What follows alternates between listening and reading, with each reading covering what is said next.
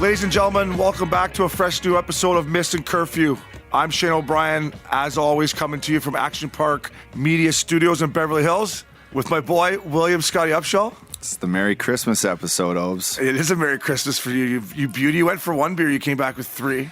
This is new form here, Irish Crickets, but with the bottle edition. Just did you see, Collins? Did you see that? Kind of a cricket. That's a veteran move. Kind of a cricket. Look at Just that. sounds good. The Western League. Spill a drop too. I thought that was going to spray the studio. As always, Captain Connolly. What's going on? What's up, fellas? buddy? As always, Broadway, Jimmy Scoops Hayes on the East Coast. You staying warm out there, buds? I'm trying to. We just got hit with a big snowstorm on the East Coast, so I was out there shoveling a little racetrack for my little guy, Bo. He was going nuts. He was loving it. Again? So I do a couple Indy 500 laps. Dude, I'm flying back to the homeland tomorrow morning. 8:15 flight out LAX. Quarantine city. Cold as balls, but fuck, I'll be watching the World Juniors, drinking whiskey, and that's probably that'll about be it. great. That'll be great. Hanging out Go with see Porter. the family. Smith. Get that lake house going. Yeah, it'll be good. So I'm You excited. guys have a lake house up there? I used to rent this lake house off a guy by the name of Dave Clegg. By the way, Dave, if you're listening, you're fucking holding me over the coals with how much you're charging me, but that's okay. Is he jacking you up He's in a fucking pandemic? jacking me on the pandemic, and he throws out the old. He's not even getting quarantine prices? He goes, it's Canadian. I go, I don't give a fuck if what it is. It's still too much money, but He's throwing some firewood in there for you. he's got the firewood. He's got the tree up, the lights up. I walk in, boom, Christmas is ready. So, Oh, okay. Well, actually, then maybe Dave, you gotta thank pay you. for I'm just that. joking, buddy. You get what but you pay for. You get what you pay for in life. Exactly. So I'm excited to see my family and drink some Crown Royal. But So, we got two Americans in here and two Canadians, right? So it poses the question. the World Juniors, we got to have a little wager, boys. Right.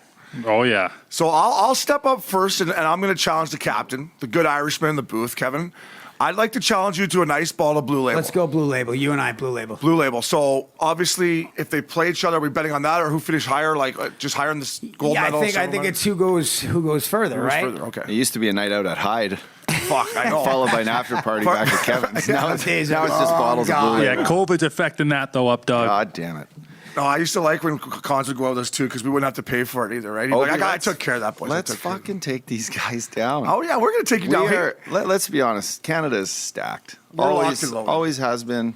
Always will be. Kirby Dack, Captain Kirby Dack. Listen, the American program, led by the Hayes brothers, I might add, and a generation. yeah. I'm serious though. Like, come on, man. I will say, Americans are no Spencer joke. Knight. Hey, Spencer Knight's in net for the U.S. He's the next big-time goalie prospect. So, you know what? Usually, like you say in the playoffs, you go as far as good as your goalie is. So He there it is. closes the door, Broadway. fuck, a hot goalie in World Juniors can up dog. You know, you played in two of them. I'll throw a bottle of Camus on that up, dog. Me versus you there. Done. Gold medal. Oh. Done, Camus. Hazy. We'll get you off that wagon, to drinking some good wine. Camus, fuck. What is it? January 3rd is the final usually? I think Couple around there, days yeah. after that? So it's starting on Christmas Day this year, which Get should be ready, nice. Jimbo. Hey, Broadway. How long do you have now, clean and sober? Let's talk about that. How many days? I'm at coming up on 120 days. That's almost 4 months. Good for you, bro. Wow. Keep it going. But it's Keep it impressive.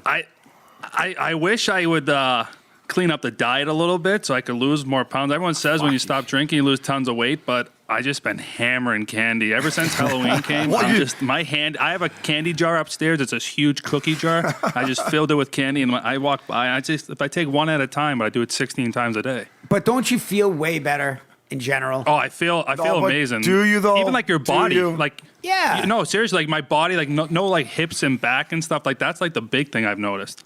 Well, we're supportive here at Missin Curfew, and as long as you need to be on there, we got your back. I know you guys are the best. And guys when you always do support fall me. off the wagon, we also got your back. We'll be there for you too. We'll be That there bottle for you of too. Camus will be waiting for you. But when I did the whole 30 challenge, Hazy, real quick, my back and hips, they felt amazing. Like I never thought it would affect that, but after like the 15, 20-day mark, I'm like, fuck, Uppy, maybe I could snap it around Totally, yeah. again. It's a tough time of year to be sober around the holidays, isn't it? Well, then when I got to day 25, as you know, I was ready to kill somebody. That eggnog. Well, my starts wife's flowing. pregnant too, so that makes it a lot easier as well. Yeah. Do you know what I do? I make it a point between Thanksgiving and Christmas because that's the trouble time, right? Because everybody shuts it down around Thanksgiving, and then you just eat, and you're like, "Oh, I'm back at it January 1."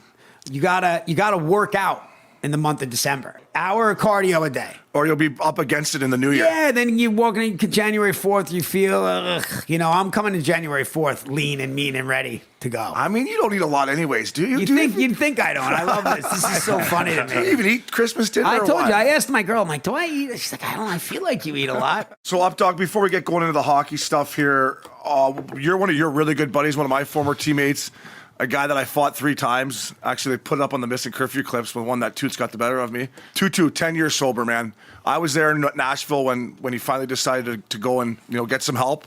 And just touch on it quick for listeners and how much it meant to you and how well he's doing and stuff like that. Yeah, Toots, man. Shout out. Guy's been through so much as an athlete, as a younger player, with his Indigenous community. I mean, born in Rankin Inlet, defied all odds being a pro hockey player for 14, 15 years. Has 2 beautiful baby girls, 10 years sober, Obi. Is pretty incredible. He went through a lot. I was there with him for the whole thing. Yeah, and, I was at the very tail end. And of it. I've seen it all. I've seen the clarity and him cleaning it up and the things he's been able to do and speak, with a clear mind. And he's just such a good dude, man. And Yeah. I can't wait to have him in here. He has an incredible story. And he likes to laugh, and fuck, did we have some good times. So he'll be a great guest. He's a big friend of the pod. And you want to talk about World Juniors. The year you guys played in Halifax, I was playing junior hockey in Kingston, and you guys played Sweden in the first game. And I flipped this game on, and these fucking Swedish kids, I've never seen anything like the fucking Tootoo train. And Toots, he hits 3 or 4 of these Swedish kids, and I was like, oh my God. That was game, in the one. second period, they showed the Swedish bench, and these guys were like, I don't want to go out there. And they couldn't blame him. Like, Toots, even in the American League back in the day, like in the NHL, there's more structure. So when he got in the NHL, he had to kind of. But I remember in Milwaukee, like, maybe the second guy's not supposed to go. No, Toots was coming. Like, he was scary. He was a well-known name for years and years, man. That really set his trajectory as an athlete and as a Canadian icon. And there was some Yoni Pitkinen still to this day. If you mention Jordan Tootoo's name, he automatically gets the flu and he'll go hiding for like a And week. he's not a big fella either, right? No, but he's just thick and that's strong, and he could skate like the wind. Who man. got the best of the tilts? He fought 3 times? We fought 3 times. We fought once in the American League. The first one, I'm going to say I was there for that one. I think I got the better of him in the first one. The second one was a good old-fashioned draw, and then the third one in the NHL, right off the opening face-off, he was just staring me down in Nashville, and I was out the night before in Nashville for a couple. So I'm like, I figured, so I Toots right away. routine. So we come out for the draw. I'm like, fuck it, let's go. It was either him or Horty. Yeah, I'm like, because Horty was on the ice there I'm like, too. let's just get this over with so I Yeah. can focus on playing. So Oh, you knew it was going to happen. he's so it's staring at me the whole warm up. And the Missin Curfew clip, I had the old stick kick that I thought was National League level, but he got me. Well, if you thought you were hungover, just think about him. I know. Because fucking when he you thought was, you were hung titty, when he guess was, what? he knew his job. He could go out and do it like the best of them, man. He put his face right in that fight. I loved playing with him in Nashville, and we had some good times. And I'm glad. So, Toots, congratulations, buddy. 10 years. That's impressive. Yeah. And whenever we can get you down here, we'll get you down here. Well, Shane, you remember, of all the rookie parties that I helped you with, Yeah. the hardest one was the Nashville one, because I don't know if you remember when, I don't remember either, but it was at Premiere. Yeah. And Premiere was like at the height of its. and It was humming. It was humming, and one of my best friends, Vinny Laresca, owns the place, and he knows that like sometimes I got dudes, but I had to make the 30 early dudes. call and go, listen, bro, I got an abnormal amount of dudes. This is not even for me. This is a lot of dudes. He's like, well, how many dudes? I'm like, it's pretty much a whole. It's 30 guys, It's 25 pretty hockey much a players whole- and 5 trainers. Right? How many? 25 Probably 30, players. yeah. And that's 20 30. So 30 people on a Friday night or a Saturday night, and at the time the hottest club in Hollywood was difficult. And if it wasn't, Vinny happens to be one of my best friends, so that was the only way that it happened. was a But I great was like fucking trying night. to do whatever. I was trying to get everybody in. There were still people outside. We were bringing people in groups. Do you remember this? Oh, yeah. Shifts. And- We're bringing them shifts. And also, too, that's why I noticed about Tootoo, because he didn't, I don't know, hockey players, you guys wear uniforms, right? So you don't know who's who. I didn't even know that he was on the team. I didn't know if he was I didn't recognize him in his street clothes, and I had a vodka soda. He walked up and he slapped the fucking drink right out of my hand, and then he got in that other guy's face on the team. Who was it? he got Steve Sullivan's face. So this He is why said to Steve Sullivan, "I don't like you," and he goes, "Why?" So we're on the same team. He goes, "I don't know."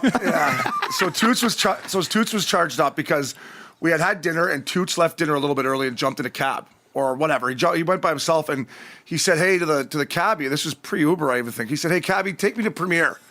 So the cabbie takes him over to that Chinese theater on Man's Chinese theater. to a fucking movie premiere, and Toots gets out, and the guy's like, "What the fuck are you talking about?" So I got like 3 missed calls from Toots. I answer. He's like, "What the fuck?" I was like, "No, it's called Premiere Nightclub." Let's just say when Toots showed up, he was already fired up. So he was mad at me. He was mad at me. I think he was mad at me and took it out on you.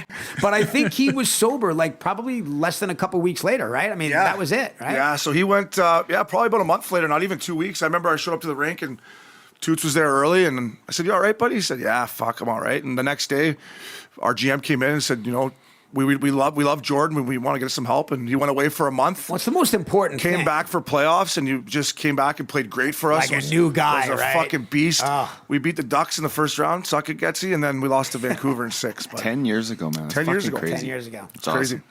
Hazy, let's talk about Tiger Woods' son swing. I know you watched it this weekend. We were talking about it. I mean, fist pumping it. It was pretty sick to watch, right? Oh man, this kid has so much swag on the golf course, and his swing is identical to his dad. I feel like it's a up and coming star. Like, I'm sitting there on a Saturday. I'm 31 years old, and I can't wait till it's 2:30 on the East Coast to watch an 11-year-old play golf. Like, yeah, right. This kid, he was amazing. Then when he made that eagle on that par 5, his shot into the green was insane. The guy's 11 years old. He can hit 4 different shots. I'm working on getting the slice out of my game. This kid's got 4 different swings.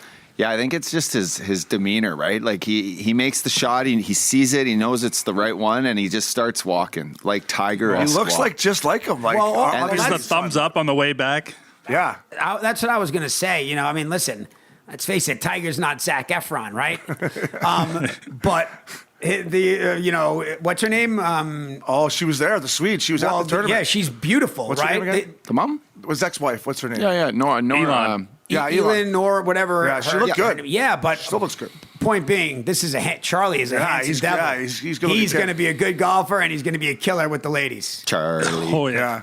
Charlie's going to kill it. And not to mention, even without, he's still got $1 gazillion. He's good looking, and he can hit the irons. I like Obi. We were talking about Tiger saying like he doesn't really mess with his swing or teach him too much about his swing, but what he teaches him is like his shots, right? How to play the shot. Yeah. Because in golf, there's so many different ways to play each shot, and no one sees the shot like Tiger Woods, obviously, and no one can probably execute the shot like Tiger Woods. So if he's with his son walking around a golf course, and you walk up to a shot that has to curve around a tree with a bunker in front, it's more, hey, let's keep it out of the bunker and let's play this on the right side of the green, because then we take bogey out of play and you'll have a clean putt at the. No one thinks like that. It's true. So to have your dad, who obviously you've watched him play, and it's too bad that he never got to see his dad play when we were kids, right? Yeah. Because Tiger was fucking the man. He was the man. He saw him win that one couple years ago. He did. He saw him win the Masters. He saw what could be considered the biggest comeback in sports history for someone that had such a crazy downfall. But at the peak, he's going to watch videos, and I'm sure he has, of his dad just absolutely fucking. Is his dad going to tell him the stories about off the course though? Or what? Hey, Charlie, come here. I got to tell you about me and MJ in Vegas. Yeah, we had the stripper pole suite one night up there. Me and MJ, we were rocking and rolling, Charlie. The ironic thing too is they finished 7th. Yeah. Right? Like, I know. Well, Justin Thomas was throwing darts, and his old man's a good putter. Yeah. So is it father and son? Give him 2 years, boys. They'll be cleaning His dad is Charlie's coach. Oh, wow. Justin Thomas's dad is Charlie's coach. So wait a second. But the actual tournament, it's the father and sons? It's any sibling, yeah. So siblings. It's a father and son, or it's the son and the father. Right. Right? So right. in Justin Thomas's case, he's the pro, he's with his dad. In Tiger's case, he brings his son. Give those boys a couple years, and it's good night, Jim Kite. Also, too, though, I mean, maybe Tiger's got to step it up, get them into the top of the leaderboard, don't you think? I mean, Charlie was ripping his drive. Pulled his weight. There were some holes Tiger didn't even have to hit. He was probably like, this is kind of nice. Charlie made eagle. Did anyone have a daughter out there? Or like Bernhard that? Longer played with his daughter. Did he? Yeah. Yeah. I'm a golf nerd. I'm sitting there Fucking watching the Bernhard. PNC all weekend. Hung titty about on the couch. Fucking right. Talk about a legend in itself right there, Bernie. Bernie, that guy's, hey. he's like a fine wine, huh? God. He's on the hazy program workout. He's fucking lean and mean. You got to stay lean and mean. That's the one thing I've started to notice with the golf.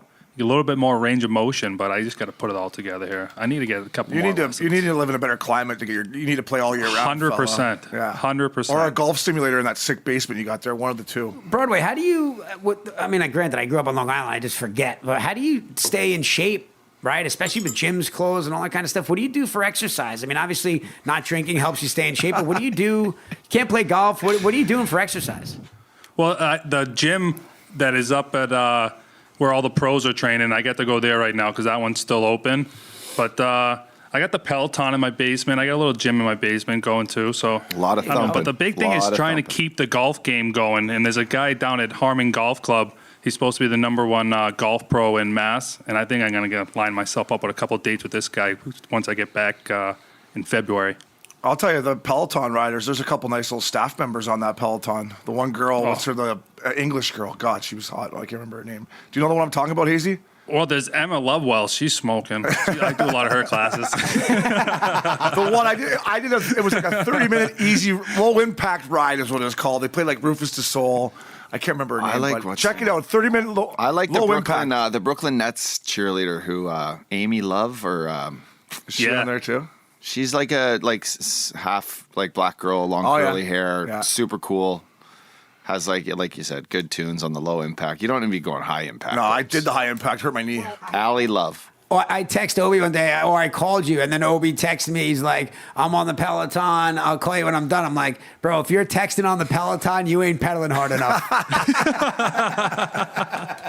You ain't sweating hard enough if you're I was gonna texting. say, bro, put the phone down and get going. Oh man, boys, hockey is officially back here. Thank God. We're We got some back. content coming our That way. is huge news. We can start throwing guys back on the fucking milk carton, which I'm really looking forward to Yeah. doing. But Updog, 56 games. For me, the first thing I thought about was looking back on my career. You hit that 50 game mark.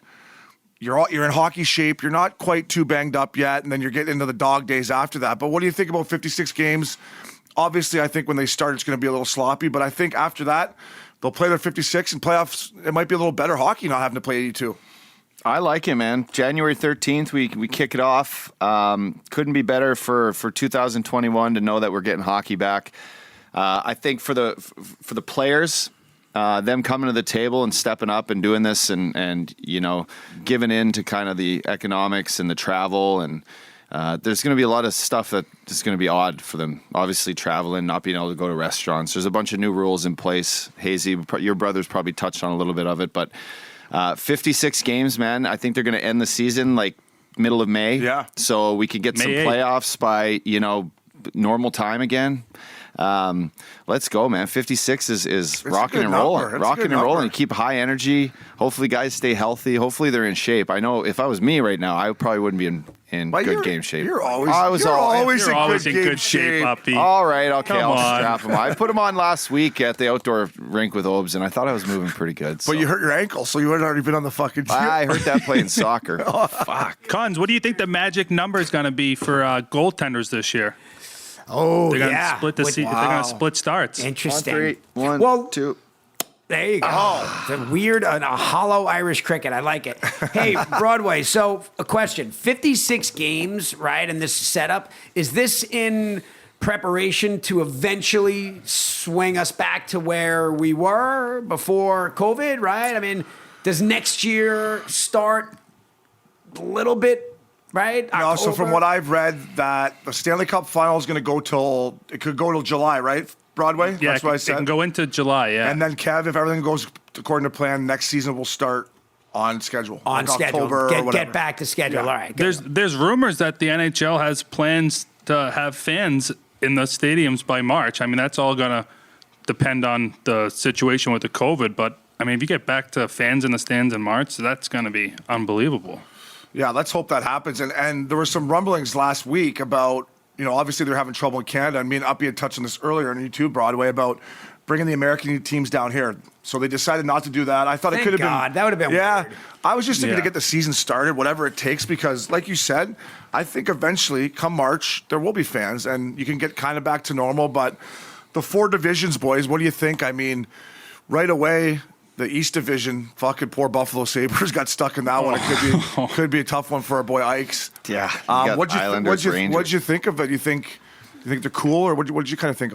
I mean, I think it's going to work. It's going to get guys not traveling a whole lot. Yeah. It's going to get the games out of the way. They're going to be familiar with each other. Hopefully the pace of play and kind of that energy that, like, we talked about on the way up, but the Calgary-Edmonton game, Yeah, I'm hopefully that excited for stays, spark-filled, super high intense, a lot of fights, like to Chuck Cassian. Let's bring that back. I know, that could be a good one. Like, you know what I mean? So I'm excited to see some hockey again. I think the Canadian guys who are in Winnipeg or Ottawa, holding on to hope that they might have got to play in Phoenix or LA. Maybe I know. They've been fucking in the studio with the boys. Now they're up in Canada for the rest of the winter. But hey, let's get some hockey going. Yeah. Like we talked about too, Jimmy, and you can touch on this. But in the minors, they're trying to save money back in the day for us. We would play the same team, Obi. Cincinnati Ducks versus the Milwaukee Admirals. We played you 10 fucking times. 10 times. Oh, it was the worst. So it was the worst. These guys are, but let's do it for a year, boys. Yeah. You know what? No, they Go have out to there do it, for a but- year. Get it done. I'm with you, Uppy and Hazy. Let's get your opinion. Playing the same teams. And I asked Uppy on the car ride up. I thought I was wrong. I thought that the Central Division would play the West, and I just thought the Canadian Division would have to play each other. I didn't know there was no travel in the States either out of the division. So what do you think? I mean, hopefully, like Uppy said, we could see some rivalries, get some bitterness, but it kind of gets repetitive playing the same teams as a player, huh? Yeah, it can get repetitive, like you said, playing the same team, but that's the one thing I noticed when you play the same team over and over, the tensions start to grow because these guys are going to be playing each other 7 times a year. So there's going to be some shit that happens in these games where you're not going to forget about it. Like you say, you get them next time, but like when you play them 3 times a year, shit might happen in the third game. You can't get back to next year. So I think you're going to see a lot of physicality, a lot of speed in these games. But like these divisions, now they're tough with those 8 teams. Like this is going to be hard to get in. Like teams that you expect to make the playoffs are gonna have to battle it out. There's a lot of good teams, a lot of good players. It might keep guys honest out there because, let's say you play a team twice a year and it's the second time you're not going to see him the rest of the year. You're like, fuck it, I'll take a liberty on this guy. I'm not going to see him until next year. By then he'll forget. Where this time he'd be like, hey, bud, okay, I couldn't get you tonight, but I got you 3 more times before the season's over. So keep your fucking head up. So that can be good and bad, right? Yeah, I want to see some crazy shit. Yeah, me I too. want to fucking elbow the goalie. I want to, just a little face wash here and there after the whistle. Like you did but the man, Spengler I'm looking Cup. at these. I'm looking at these divisions, boys, and there's some quality teams. Like it's crazy to think Chicago and like Tampa Bay are in the same division. The Islanders got fucked again. What else? The Isle. I was gonna say, Cons. I don't even have the Islanders making playoffs. They're playing every game though. Every game. Take it easy, Broadway. Take it easy. Every game at Nassau, correct? Yeah. So that's an advantage. Yeah, it's They an didn't get advantage. too fucked. Guys, I want to just say this, and as a, you guys are players, as a fan, it's nice when you play. I think in a regular world, everybody should play every team, Yes. right? And is that still, will Well, when that I still was- happen? There's nothing regular about this No, world. but that when we're I in first right joined the NHL and Uppy too, we didn't play every team. We Right. played, like, if, for example, when I was in Vancouver, we played Edmonton 3 times in their barn, 3 times in Vancouver.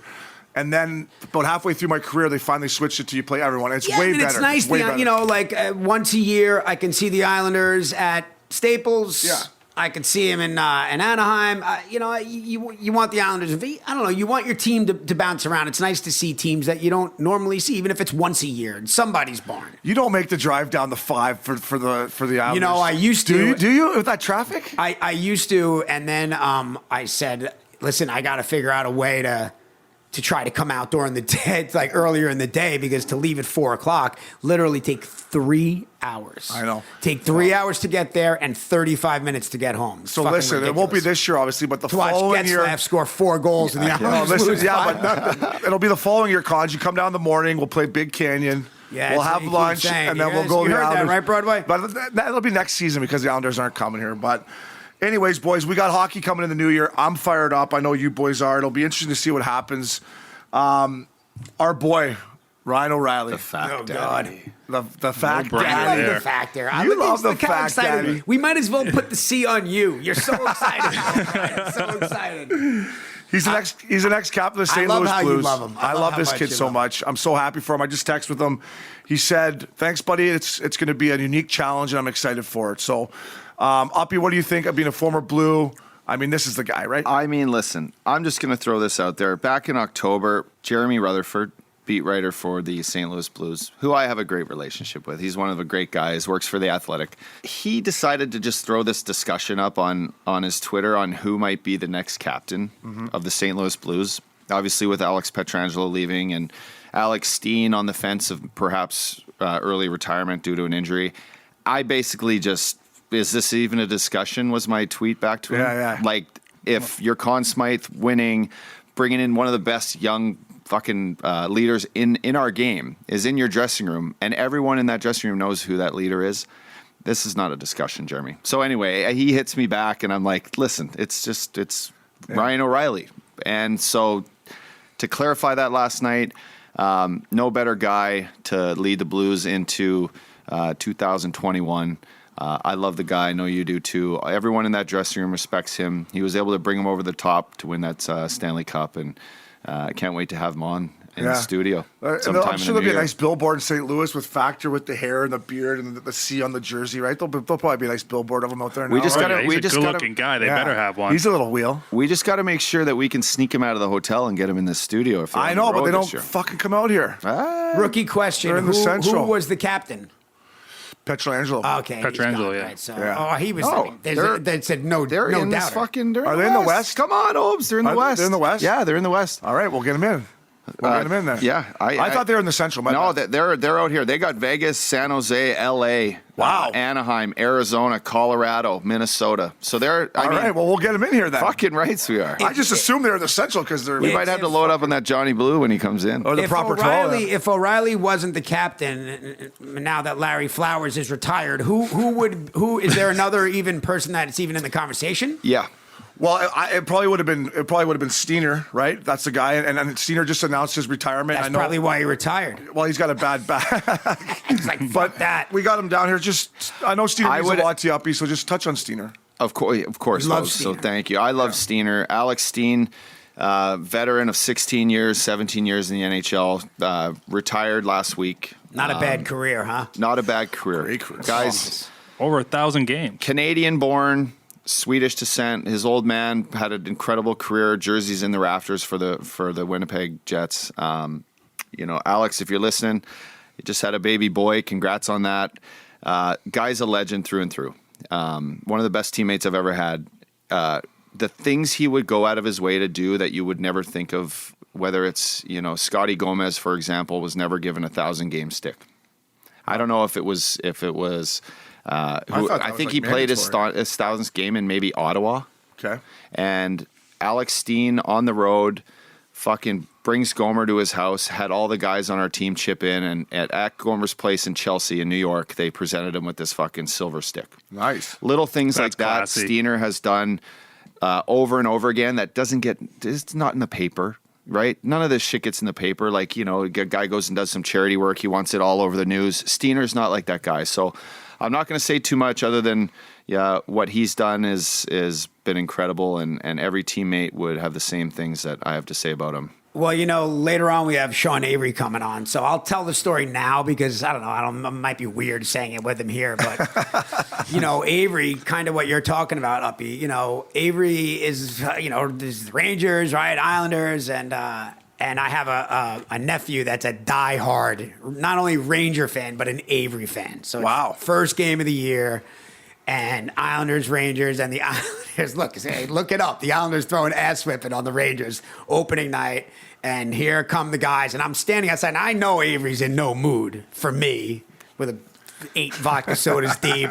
An Islander victory. He's like, oh God, here comes Connolly. He's Fuck. like, and he's got, but I got my nephew with me. And Avery kind of like, he walked by and he stopped. Took a deep breath and he turned around. Composed himself.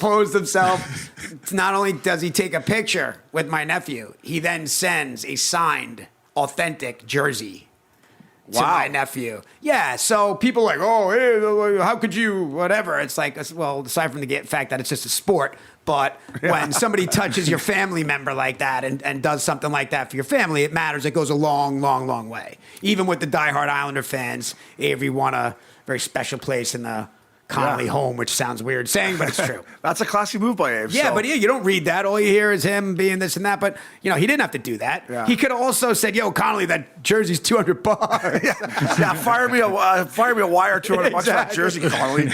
Pre-Venmo. To Steener, congratulations. I met him real quick this year in Newport when the Blues were in town, and I'd heard a lot about him through you and Flowers and other guys that play them, Shaddy, and I met him for an hour, and I could tell what you're talking about. So, Steener, congratulations. What a run. Enjoy retirement, bud. It's retirement's nice. good, except for the no paychecks. Other than that, retirement's perfect. But I'm sure he still still getting got paid. Plenty of dope. I'm sure he still did getting all paid. right. I know, but he still missed the paychecks. Doesn't matter how much. Yeah. Right? He ain't. Tell me about it. It's been a year and a half going to since be I've seen too. one.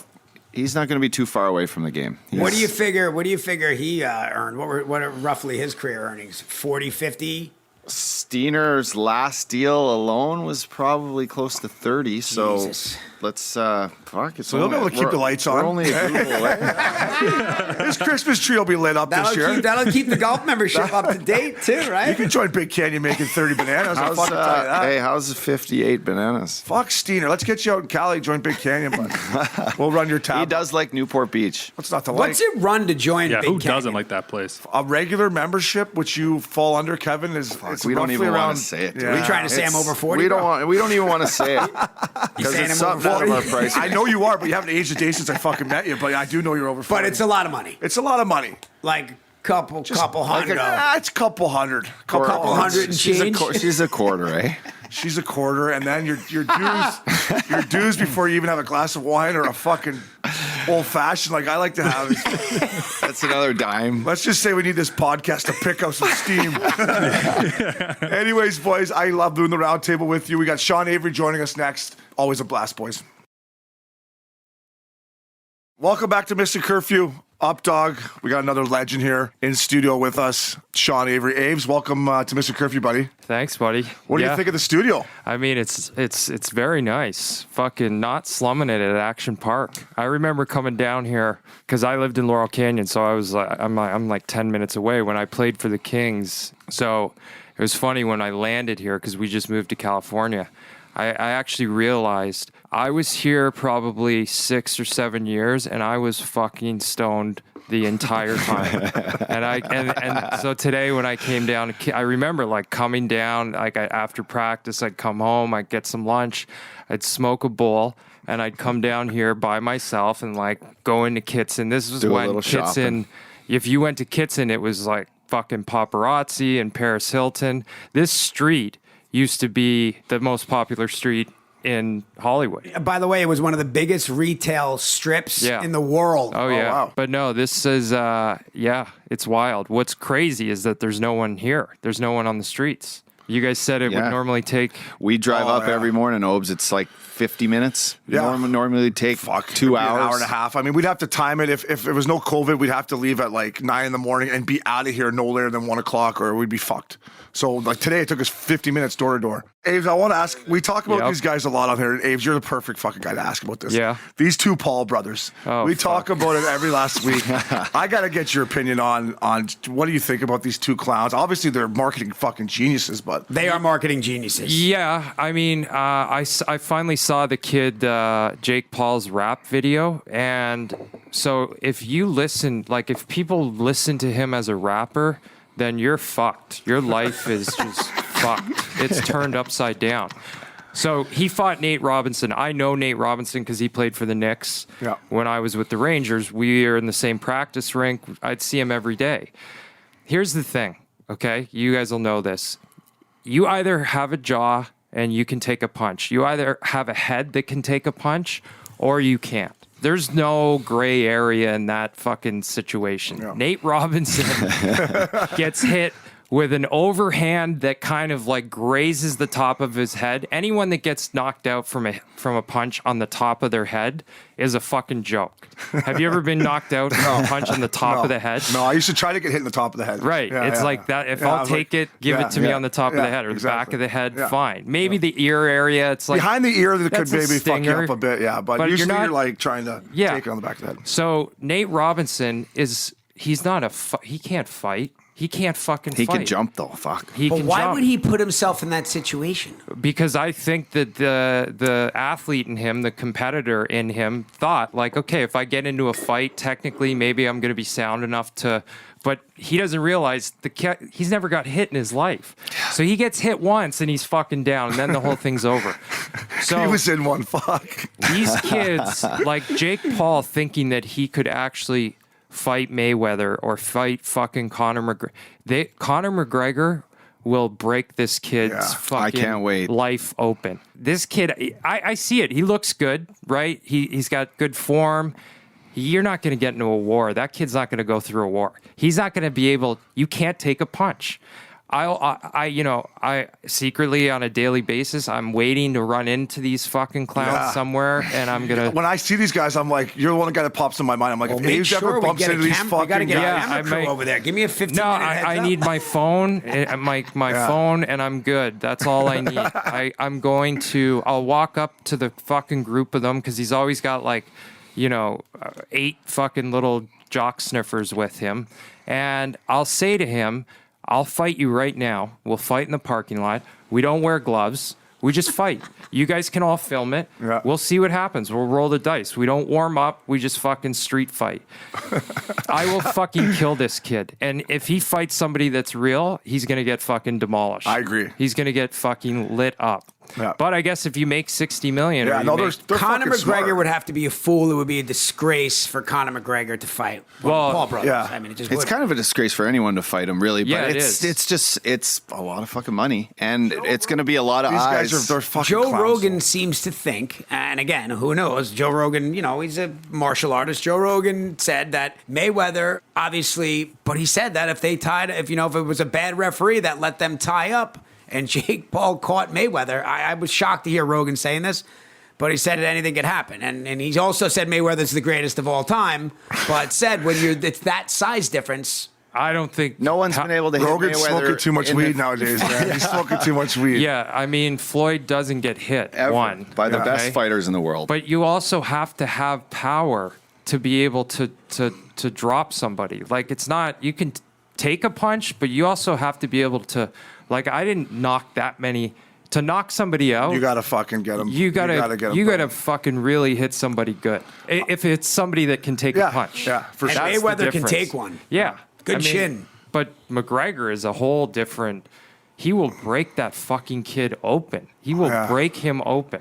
And he's just ripping, like they're just chirping him, and I'm like, I hope it happens because, like you said, McGregor will fucking whack. Did But, you hear what Dana White said? I might let Amanda Nunes knock one of these punks out. Nunez would fucking drop him too. She would kill them. Both of them. Kill Yeah. them. Kill She'd them. drop us too. No, I'm gonna see one of them. I'm gonna see one of them, and I'm gonna start a world war with one of them. Yeah, I at was like, some Aves point. bumps into these guys, it's on. What's your go-to, Aves, when you run into something and something's about to happen? How do you get your phone ready to like videotape something? Because you've been So- pretty good at it. But. Yeah. And in New York, there's a lot of people around that will videotape. But what if it's like running up the hill in Laurel Canyon and all of a sudden, like, it's on? I just feel like I have, because I was doing it for so long in the bike lanes, and I figured out how to, like, You I don't were know. holding court in the bike Yeah. lane, Aves. You were holding court. I do notice you got that thing on your phone. Yeah, That's key. These things are That key. keeps a good What are still. these things called? The poppers. Yeah, the Little poppers. Yeah, And so not you- the poppers you sniff in not Mexico. the poppers no. you sniff. Yeah, pop sockets. The poppers. Pop sockets. So I can get this thing out.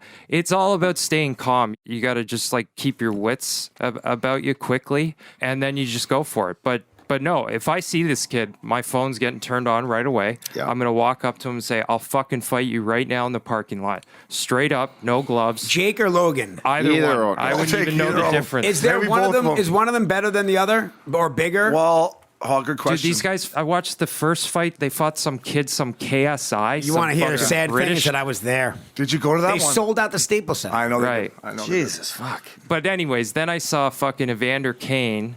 he starts piping off, right? And then the Reeves brothers, like, first of all, this fucking Reeves kid thinks it's so funny how he thinks he's like the toughest human being on the face of the planet, right? Like, this guy's the toughest guy the NHL's ever seen. He's the only tough guy in the NHL. He's the only one left. This guy, Ryan Reeves, would have got his fucking shit fed to him 15 years ago. Bob Probert. Not even then. Like Probert, when A's was when you were first starting. Yeah, when we were first. No, when we were playing, there you could go through every roster where there was a guy that would Bugars, fucking. big boys. Reeves is fucking tough though, but who has he fought? Like if he fought Brash or if he fought George Worrell, Larocque or Worrell, Coltnor yeah. would fucking kill Yeah. Ryan Reeves. Yeah, Coltnor, he was my junior fucking line mate. Orsi I was on the scary, ice man. when Orsi he ended Fedorik's Yeah, I career. was in that game too. That was crazy. That was fucking, Coltnor would fucking break Ryan Reeves apart. Those were the types of guys that they were throwing.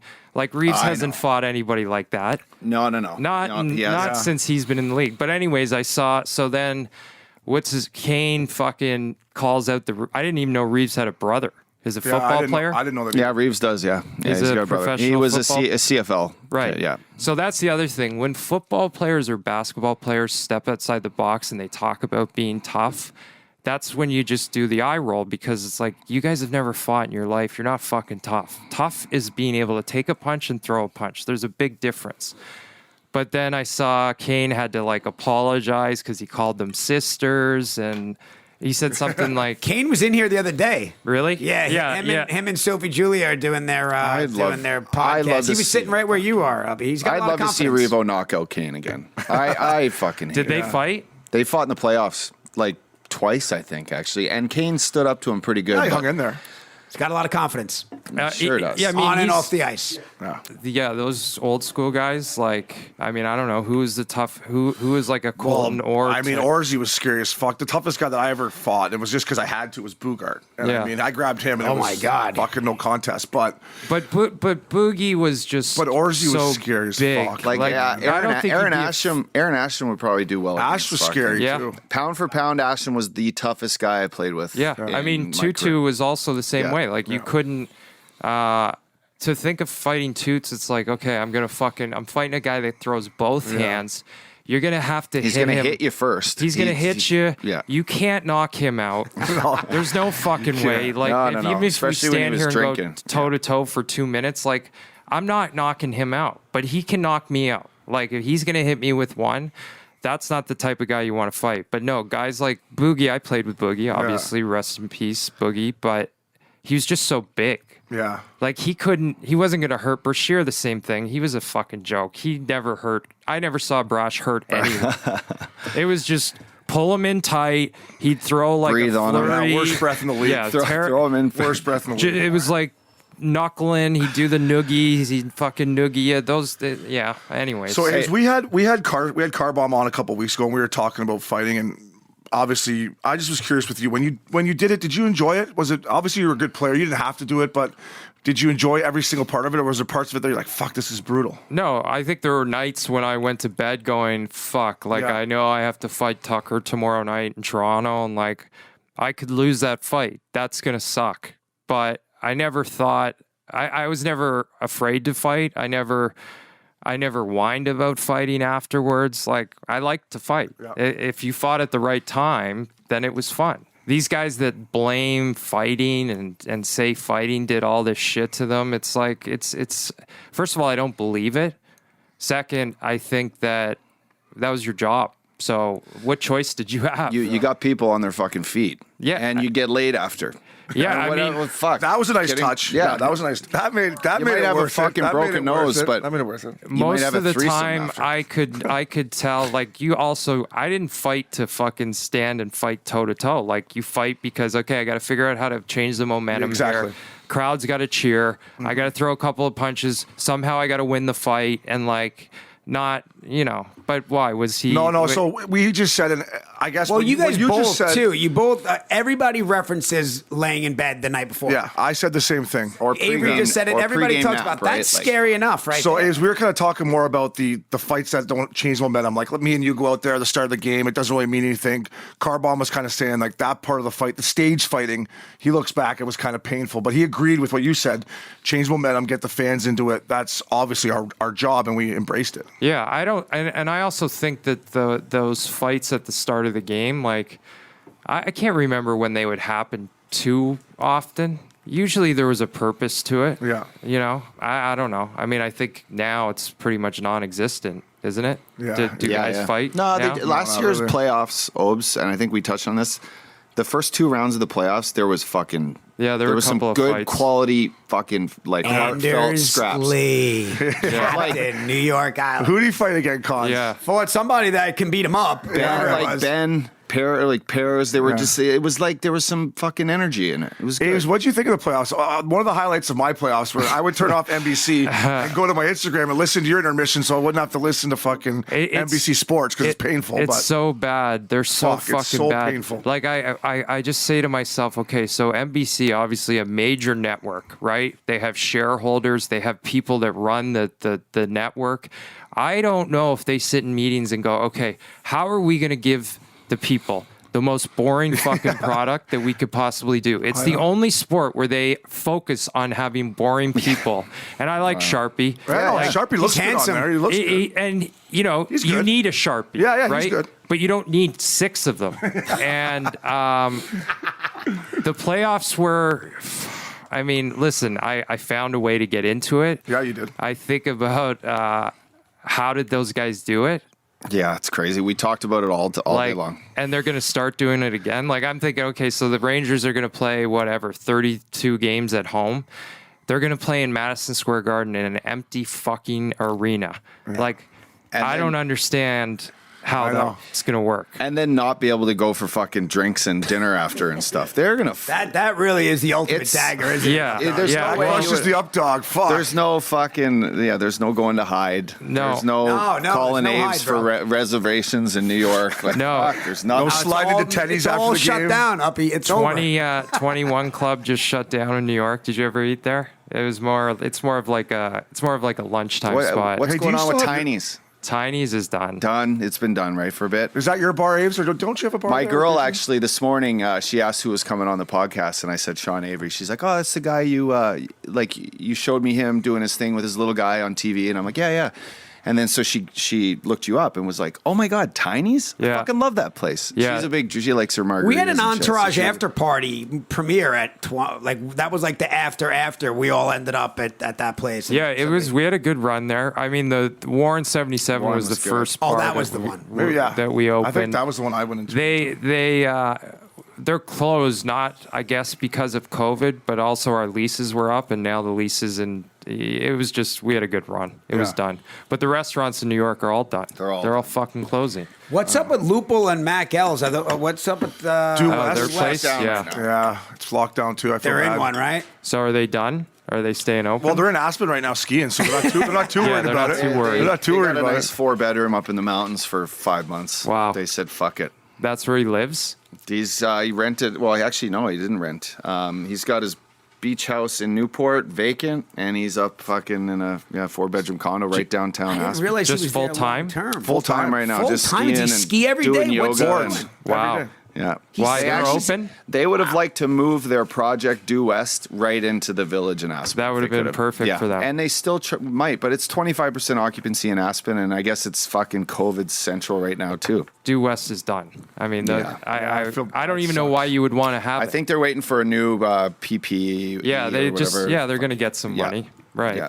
Yeah, that's why they've run the city into the ground, waiting to get that money. We've had a couple Bonnaroos together. Oh yeah, Fuck, yeah. we missed the Bonnaroo days. It was like yeah. my second or third Bonnaroo, and Aves, you had your own golf cart. I Yeah. just remember Aves pulls up side stage his own golf cart. I'm like, Just- what's up, Aves? Yeah, just an introduction to that. Avery met me, Lupul, and Jeff Carter. My very first Bonnaroo. He was with our boy Weinstock, who actually listens to the pod, so he'll be Yep. fucking fired Beauty. up. But I remember just going in and Aves just breaking down how to do shit. And then it's something that I've had to share with numerous guys over the years too. But like, you got to have shorts that have more than fucking 2 pockets in them. You Pockets are gotta. important at the Roo. I mean, you gotta bring your babes here because at Bonnaroo there's no babes. No, fuck you no. You gotta fucking. You know, you got to be good to Weinstock because he's got all the fucking passes. Yep. You know, you got to get the tour bus because you ain't fucking sleeping on that RV. You need 20 pairs of underwear. Bring that monkey you butt. You guys were, well, first of all, I was at the first one. So I came in on the ground early, which helped. And like all those guys were New York guys that started it. But, you know, the evolution of Bonnaroo went from, like, fucking sleeping in our cars, and then it went into, like, a tent, and then it went to a sort of these little campers, and then you guys started showing up, and that essentially created this, like, rock star experience where, you know, there's 100,000 people at Bonnaroo. Everyone's fucking disgustingly gross and just animals. I mean, the purest of the pure music full festival. Hippie, there's full nothing music lovers. That's that it. compares to it. Yeah. Now there's this alternate universe behind the stage that if you ever have the ability to go to it, you've never experienced anything as like fun or incredible. You have your own fucking tour bus. You have your own like camp with chefs. You got personal assistants golf there to carts run and buzzing grab you you. around. Yeah, If Obi drank all our fucking Johnny Blue, or we needed more condoms, or hell, if you needed rolling papers, I mean, they Anything. would get you Condoms. anything. We forgot to buy the condoms. Aves, you ever done Burning Man? No, but You could handle Burning Man. I wouldn't be able to handle one. I wouldn't handle Burning Man because of all the people there. That's the difference. Is like and getting in and out of there. Yeah, you're Just tough. But Bonnaroo is like the purest form of like music fans only go to that festival. It's the best festival. It's not about Instagram. It's No, not about it's it. not about- I mean, maybe now a little bit, but not when we were. Not when we were. They have the nighttime jams and like. But yeah, you talk about bringing girls. Like I think I had just started dating Hillary, and I brought her to Bonnaroo. We like flew in. we had Berard there. It was me, Berard, Loops Beast. that Yeah. year. It was the year before you. We had Yeah. PJ, my boy PJ. Yeah. Matt Kell, I think, went with you guys that year. I thought I brought the Olsen You twins the one first year I was there, you brought Ashley and Yeah. what's the other one's name? That's a nice way to show Mary up. Kate. Mary Kate, yeah. That's how you make a statement. And they had their bodyguard there, who I actually still talk to. Yeah, Billy's Billy. a great guy. Yeah, he owns the best barbecue place, I think, in the East Coast. When I got suspended by the NHL for the sloppy seconds comment, there's like a classic photo of me getting out of the car in front of the NHL offices, and Dale, who was Billy's partner, they were the Olsen security guards. Dale's driving the Tahoe or the Yukon, and Billy's out of the car opening the door for me to get inside because there was so all the fucking media and stuff, and he like did a tunnel and walked me in. It was like my whatever that moment you would call it.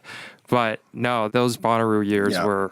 Any highlights to you when you think back over the years? Probably. Our fans want me and Obi to just start fucking hammering Bonnaroo stories. every day. Probably the first. The first time I saw Fish was ever at Bonnaroo, and I was too. the first time I'd ever tried what the kids call like Molly or MDMA. Yeah.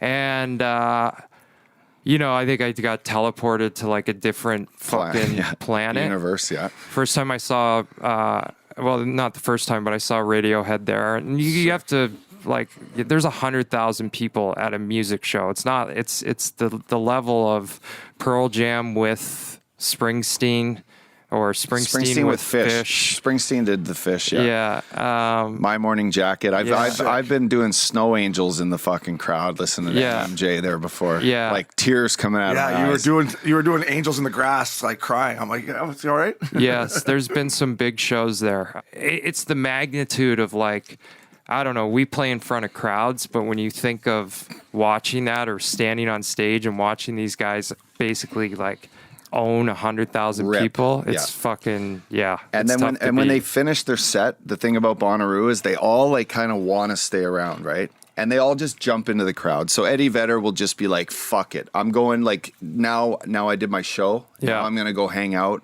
and I'll either jump in on this super jam, they'd call them, and they'd put together like one guy would be responsible. So Jim James from My Morning Jacket was responsible one year to throw a super jam. He would organize this 2 days in advance and bring in 15 his buddies. all his buddies, and they'd play this 3-hour set. That was sick. That At was like just 2 a.m. Yeah, 2 a.m. Actually, Tool in 2000, maybe 2010 might be the best show that I think I've ever seen.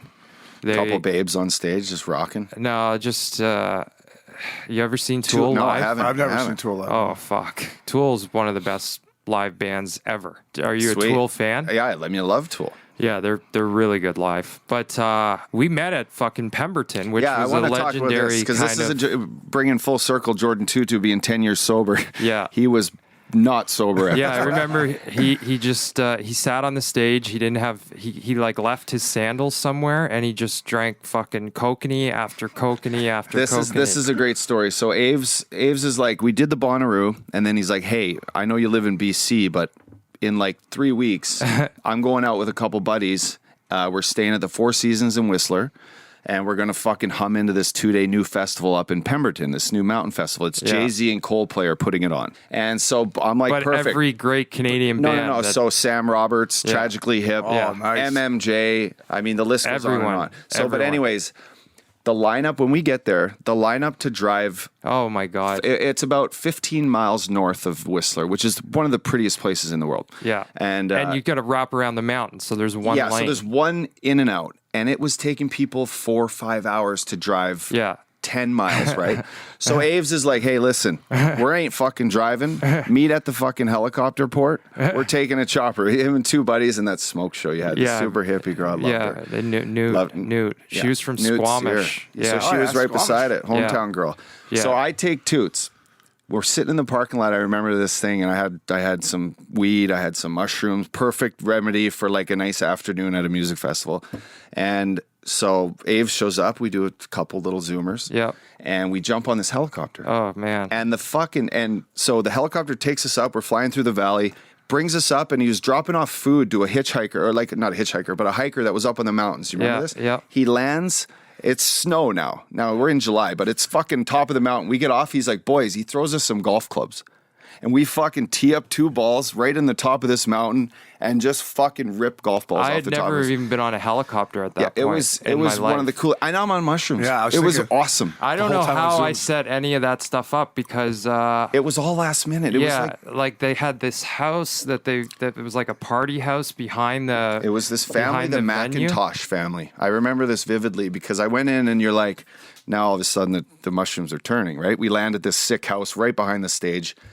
And Aves is like, just so you know, it'll be Jay-Z, fucking Chris Martin. Yeah. Like they're going to be here all day before their shows. And sure as shit, fucking Chris Martin shows up, and I'm a huge fucking Coldplay fan, but he's backstage. We're just shooting the shit. You just kind of took over the whole situation, as you always do in most situations. And we're hanging out with Chris. Yeah, that was actually they couldn't do it. I think they stopped doing it because logistically it was too hard.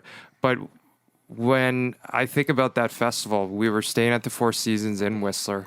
I don't know how I found the helicopter or who found the helicopter, but that fucking helicopter would pick us up in the afternoon, take you up the mountain to the top of the mountain, and then drop down this fucking ridge, and land behind the stage, and you could see the lineup of cars, and it was a 4-hour drive, and then it was so small at that point versus the type of bands that they had. There was 25,000 people, maybe. I think maybe in the mountains. That was so. Toots was like.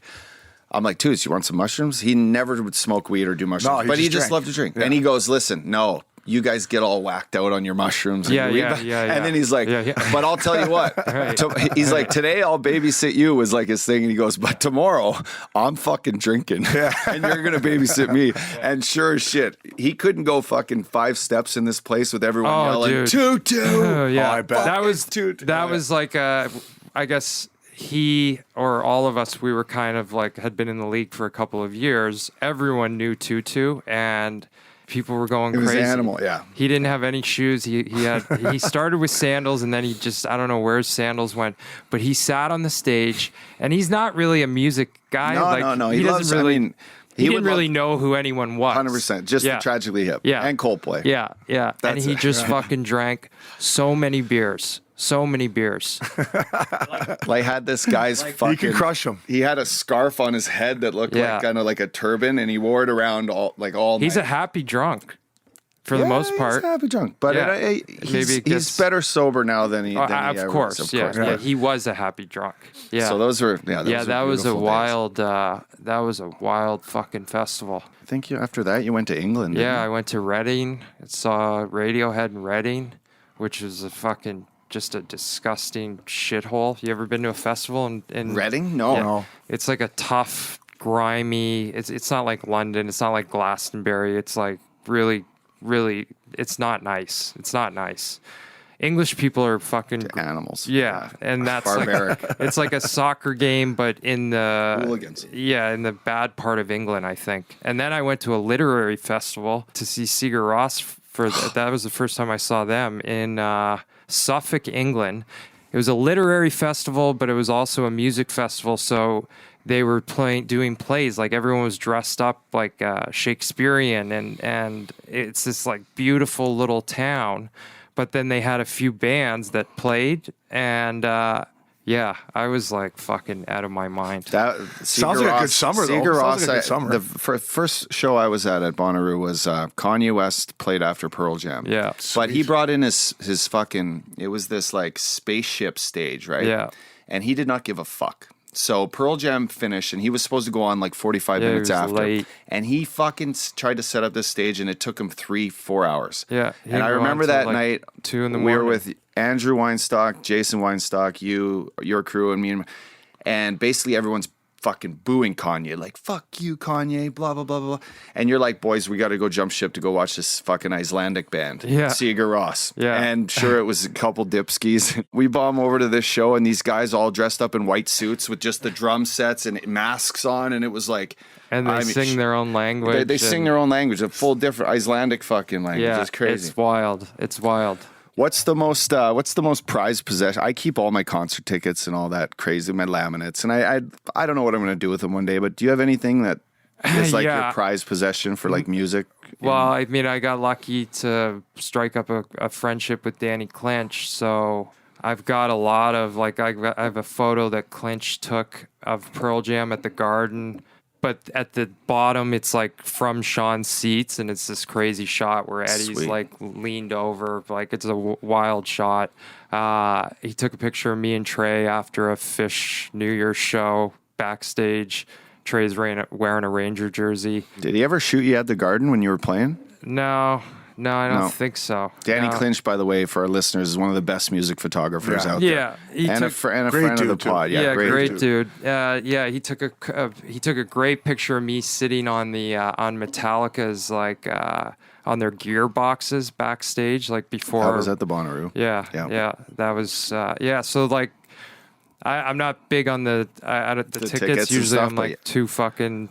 That'd be the last thing I'm trying to focus on. But any show that I go to that Clinch is there, he'll Yeah. usually come and grab me, Do a couple and shots. do something, and then like, yeah, he's the man. He's a beauty. Yeah, he let us the one year at Bonnaroo go in his little tent that he has there and Yeah. took a shot of me, Up Dog, Loops, Factor, PJ. The fact that Yeah. he Yeah, took it's out a sick O'Reilly's pics. teeth. So O'Reilly, there's a great picture of Danny taking like, he's like, did you just take out your whole fucking your set front, of your teeth? front Ryan tooth. O'Reilly? Ryan O'Reilly takes Oh, it. Wow. he was a big Bonnaroo Yeah. guy. After Oh, you yeah? left, he went 4 or 5 years. You in love a row. O'Reilly, right? yeah, he's a yeah, great yeah. kid. Yeah, he's a great kid. Took out his teeth. I'm going to show the picture on Instagram. Yeah, hopefully we can get back to those Yeah, days. no kidding, right?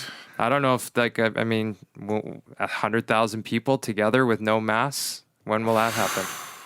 I'm ready to do it tomorrow. Yeah, I would go. I would I'm go. in. Yeah, I'm in too, boys, but I don't know. I think Mexico is the answer. You do a couple festivals in Mexico. They don't give a fuck, do they? No, I don't know. Let's go to. I went down everyone's there. going to Mexico right now. Cabo, Yeah. Tulum. Everyone's kind of bombing. Tulum seems to be going off from what I see on social Yeah, I media. saw British Virgin Islands are open.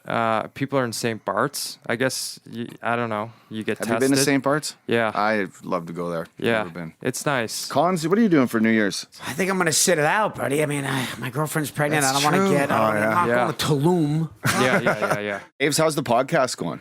It's good. I mean, I think fuck. No scruffs given, right? No gruffs given. given. No We had gruffs. to change the name because people couldn't search. I guess you can't search fuck. Like, Yeah, when but you then type who it in. just announced a comedy tour? Oh, I saw that. Kevin Hart. It's wild. Fucking he, Kevin he, Hart. He named the comedy tour basically the same name. As you.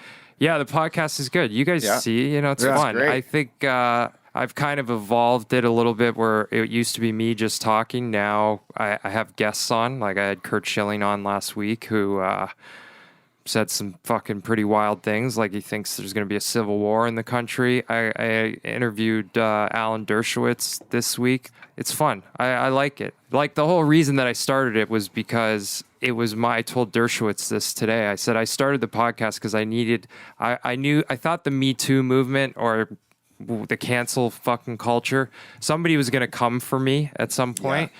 You So needed a platform. I needed something to defend myself. So I was like, okay, I'm going to start this podcast. So I have a long form defense mechanism. When these fucking people come for me, I'll be able to like explain myself. Because Instagram, you can't really do it. It's not. But no, it's fun. It's fun. I Yeah, like you're good doing at it. it. Yeah, You're really good at it. It's getting good. It's getting good. I feel like you have to hit your stride with something, right? You can't like. You just feel it. It starts to move. You start to figure it out. It feels good once you start feeling like, all right, I think I got the hang of this. I know like what feels right, sweet spots. But I like to record at home because then I don't have to set times with anyone. I can just be like, okay, when can I get this person? Are you ready? I just pick up the phone and do it. Like you guys have a fucking 4-hour drive. I like here. to come in and drink Connolly's Right, booze, you though. can It's come in great. and get lit. Yeah. Are you got anything else in the works? Are you doing any acting right now? What's going on with that? There's probably not much filming going on right now, is there? No, there's a couple things starting in January that I think might be happening. Abe's just a working actor. Hell Yeah. Yeah, he puts himself out there. He puts himself on tape. He goes in. He's firing. Yeah, there's stuff coming up. But no, I am literally a professional cameo. You love Cameo, right? Are you guys not on I it? haven't been answering. I've my only done cameos. two. That's I've bad, only done right? two. Dude, I've done 3,600. Have you really? Wow. Yeah, all I do is cameos. And you just bang him out. It comes in and you just boom. Phone up. How you doing? Happy birthday, Joey. I know you're. Like this week, I'll probably do 500 because of Christmas. Fuck. I do 2 to 3 hours of cameos a day. Dude, it's fucking unbelievable. And if you hustle at that, you Well, make money. I had this conversation the other It's night. What do you think unbelievable. Bruce Buffer makes for a cameo? Well, how much does he charge? You can look him Oh, up. you can look it up. on the app. Yeah, fuck. you can see how much he charges. I think he charges like 300. What are you charging? $100? 75. 70. That's nice. So I might have to hit you Buffer- up for a girlfriend birthday Well, like wish. it's smarter too. Kevin Dillon, for example, believes that the lower price Yeah, the lower is- ultimately equals Yeah, more money, right? absolutely. So if it's, But- you're charging $500, you No, better no, be for totally. The Rock. So right? Buffer charges 300. He's got 2 reviews. Okay, Gotcha. so that means that basically maybe he's been booked 10 times. I don't know, I probably have 600 or 700 reviews, which means how I've many? done How many does it say you've done in your career? 3,304. It's awesome. Yeah. You can read the reviews so you know that you're getting. So if Yeah, you look yeah. on Avery's thing, you're like, all right, he doesn't phone it in. He's gonna, you're gonna get your money's worth Oh, if you dude, do it. my That's the cameos are important thing. fucking legendary. People, my cameos are like, I'll tell you, my cameos have helped my podcasting, have helped with my self tapes for acting. Like cameos are unbelievable. Every single day I get to work on just thinking quickly, Yeah, your yeah. voice. Yeah, it's fun. I love them. What else was I gonna say? Something, Kev, you're gonna be a dad. You gotta Yeah, it's fucking- awesome. Yeah. You I'm gotta excited. get ready, buddy.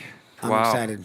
Aves, if the Toronto Maple Leafs called you tomorrow, said we want you to come sit like assistant GM, would you do it? No, I mean, no, I wouldn't be Would you able work in to. sports again? Or? I don't think so. I don't even think that you can be effective now in these types of jobs. I don't know. I don't know if it would work. Yeah. Like, I don't know Because how of you. analytics and shit? Or No, what I would you- think that the relationship between players and coaches and like if I was doing that job, I would want to be hands-on and be like either hard on guys or both. Like say be what you hard want. on me Yeah. and also tell me I'm doing right. You know what I mean? I agree with you. I've had a couple offers for junior stuff back home, like one OHL job, defense, and I talked to my one buddy who coached, Jason Saprika, and he's like, "Obes, it's not like when you played. You can't get on these kids. You can't. No. You don't need to interact with them. You show them get on film. them at all. You can't get on them all. You show them film, and that's about it." I'm Yeah. like, "Well, that doesn't sound very interesting to me." No. I mean, our mutual coach. Yeah, was- Larry Mavery, Yeah. our junior coach. Me and Ace played junior in the same town, Kingston. Mav, who was an old school beauty, smoking darts on the bus. Remember how many darts he would smoke on the bus? He'd smoke the whole. I mean, if it was an 8-hour bus ride, he'd smoke. I mean, I could relate to like how he smoked the whole time. I mean, And- from Belleville to Kingston, which is a 45-minute drive, my rookie year, I was the seat right behind Mav. I bet you he had fucking 10 darts. Yeah, Maybe more. Easily. Like just fucking banging them down. So. He would light a dart, and he would light a dart before it was done. But that was the day, you know. Yeah. That was our coach was on the bus smoking. So, you know, was Obi, crazy. you think Aves buys into the iPad on the bench? I don't think A's would have been a big iPad on the bench guy. yeah, no. these guys are fucked. It's so soft. I They fucking look hate at it. their playback, like have a conversation. You Yeah. know what just fucking happened. Exactly. Like, why do you need to look at it? What Yeah, is it's looking coach, at it? You turned it over, bro. I always say Fuck. you might as well just turn over and grab some coconut oil and stroke the coach off. But It's a joke. Keefe will listen, to work in Toronto. To work in Toronto, you have to be a mastermind. Babcock was a mastermind for a certain amount of time, and then he didn't realize that people get sick of his shtick, his shit, because he's not. He's only got one fucking year. If you're going to be effective in Toronto, you have to be able to do what Shanny does, which is either hide and never talk, Yeah. and Stevie does it in Detroit too, or you have to wrap them around your finger. You have to get it to the point where you say, okay, I'm going to be hard on these Like guys. I'm going to push them. I'm also going to understand how to work the media. Like that's and Kind of like Keefe- how Berkey was in Toronto and in Vancouver, right? Berkey did that a bit in Toronto, like kind of bullied Totally. them a bit. And they were like, oh, fuck and Berkey. they would back Yeah. off from him. Yeah, It yeah. was like his way or the highway, Yeah. and he never let them come at him. Yeah. It was a different time, but I Yeah, think he also like tough guys on his Yeah, yeah, team, but he so, would like, the media would, they they were afraid tiptoe of him. around him. Yeah, He would be like, fuck you. But Keefe will get run out of there and fucking he won't make it to No. 30 games. He won't make it to 30 games. I just look at him and like, dude, I know fucking Sheldon Keefe. Okay, I played against him in junior. I played against him since I was 10 years old. Sheldon Keefe is not going to be the answer to the Toronto Maple Leafs problems. He doesn't have the fucking personality. He doesn't have the charisma. He's not going to fucking last in Toronto. You have to be able to handle that environment. You know what I mean? But I don't know. I would love to coach for a month. I would love them to just say, all right, you can coach for a month, do whatever you want. But you would have to have like, it would be like the three of us would have to be coaching together because you'd be either coaching with some fucking, Yeah, that's the other some thing. new guy that's Yeah. like, doesn't want to, he's a real nice guy. Like even the nice guys back in the day, like I played for Tom Rennie, who was the best coach I ever played for. He had Perry Pern, who Perry Pern, I used to play in his 3-on-3 every summer. mean- I'd get my getaway sticks going for camp. Perry was a great guy, and their other assistant was Mike Peluso, who I don't even know. Peluso had never. He was like a fucking high school teacher from Southern Ontario or something. I don't know how they knew him, but yeah, I don't know. It's different, man. It's different. It doesn't work. It doesn't work. Like I look at the guy, like Ray Bennett is still an assistant Sugar coach. Ray. I I had mean- him in St. Louis. Nice guy. Okay. He looks like Runkle off of fucking Californication, by the way. Right. Like a fucking. We'd Nice always g- look at him. Fuck off, Runkle. Nice guy. He is a great guy. Great guy. Great but guy. doesn't But like, know how a is he fucking just? thing I know, about and he almost hockey. wins the fucking Stanley Cup this year. Right. Crazy. Right. With who? Dallas. Right. Again, it's like he's with Oh, I'm- bonus and like. No, I'm sorry. He was with Colorado. He's with Colorado. Okay, so who's But the coach Oh, in I know the Colorado? guy. He runs the D, the fucking bald-headed guy that Yeah, runs the D. yeah, right? yeah. But that's like he's the guy because they probably put all the grunt work on Ray and Yeah. but he was Hitch's witching boy in like whipping And- boy in St. Louis. and for Andy years. Murray when Andy Yeah. Murray was when I was here for the Kings. That was like Yeah. These Every guys- coach needs one of those guys. yeah, but They had like a guy to fucking. they you know. throw the grunt work Yeah. too. Aves, how was your time in LA with the Kings? I mean, obviously the Rangers, the Garden, that team you were on was special, different kind of a vibe. What did you make of playing for the Kings? I enjoyed it because I liked playing here. I don't think we had good teams. I think we had a coach that was a fucking super weirdo that nobody has ever seen a weirdo like this weirdo. Who was it? Andy Murray. Oh, it was Andy Murray. Yeah. I mean, he couldn't skate, you know. Yeah. He lived at the hotel. He had these, like, he was like a guy where that's a perfect example of no one on the team took him seriously. He had zero authority in the dressing Like room. Robitaille, no one gave Rob a Blake, fuck. no one did. Blakey, Matthias Nordstrom. It was Yeah. like, you know, and that's why the team wasn't good, because we had no direction. We didn't have a leader. I was gonna say, if you the coach, if you don't respect your coach, I mean Yeah, that's it. Yeah, It it was, happens. It was, yeah. But no, I liked playing here. Would you go to a game now that you're in California? I would much rather watch a game on TV. Right. It's changed nowadays. The coverage, You know? the HD, the 4K, the angles. Right. It's almost like a. I mean, I wouldn't even. Yeah, it's like going to a game. Like I wouldn't. No, I would. The last thing I would want to do is watch a game. But the season's starting soon. Soon, January 13th, 56 games. Yeah. Yeah, we'll get you in Aves when the season goes on here. Because I honestly, buddy, throughout the playoffs, with your Instagram stuff and the way you would talk about the game and stuff, I'm like, Aves knows what's up. So it was, Yeah, I mean, I think. it was like refreshing to listen to a guy that played talking about it. Yeah, well, we know what happens up there. Yeah. You know, we played. These guys, it's fucking boring. It's boring. Hey, boys, this just came out this week, but Aves, good buddy of yours, Henrik Lundqvist, Yeah, Hank. the king. Fucking crazy. Yeah, I don't really know what it means. Is it him? You know, obviously. I had a heart issue that I found out. I got traded from Nashville to Philadelphia the first time I ever got traded. Obviously, when you get traded throughout the year, they don't physical. You fucking Yeah, check you your just knee, go, and then yeah. you're good. Next year at camp, you know, one of the doctors comes in after my EKG and kind of sits me down and goes, "There's some irregular kind of beats that we need to look at and do these tests." And I'm Yeah. like, fuck, okay, I'm only 23 years old. So I get on a treadmill, I'm fucking wired up and I do all these tests. It's a stress test ultimately. And they find out that I have, you know, this irregular heartbeat that needs to kind of be monitored, but it wasn't anything serious. But that never ever got noticed in Nashville. Right. Then I got traded and then finally they're like, okay, this is a new kid. They want to test you out. And then there's something pops up.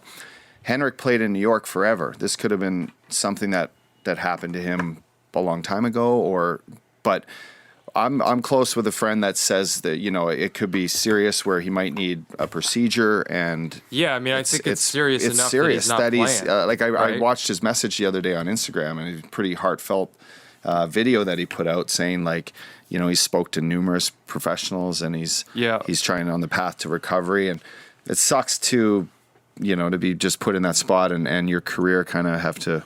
I just was hoping, and we talked about this last year on the deadline, Aves. I was hoping that someone would pick him up. Like last year, I said, last year I said Colorado would have been a good fit for him. Like He fucked himself. Yeah, He so fucked himself. I thought he had one more he didn't run in him. He didn't, you know, the problem with Hank is he doesn't understand how to manage everything outside of him and his crease. Not in the sense of like he could have wrote his own ticket. He could have decided where he wanted to go. He could have came back and got dealt at the deadline and went to a team that needed him to try and win.